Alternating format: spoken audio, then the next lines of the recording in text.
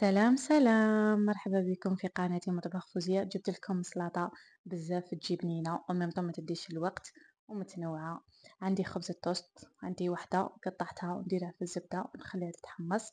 من بعد جبت الفراس يعني الفراولة، قطعتها على نص نغسلوها بيان سور. من بعديكا السلطة اللي كنت موجدتها نغسلها ونشفها ونقطعها قطع كيما الشكل اللي تبغوا نتوما. زدت لها قرقاع ثاني غسلته وقطعته، ومن بعد نديكوروها بالفراس تاعنا وزدت لها فرماج تاع طارتيني، انا درت 2 حبات. ومن بعد الخبز تاع التوست حمصته شويه زيت فوق اللازم. من بعد نزيدو لها البرتقال، انا نبغي بزاف برتقال، زدت لها مام تعطيها بزاف بنه للسلطه.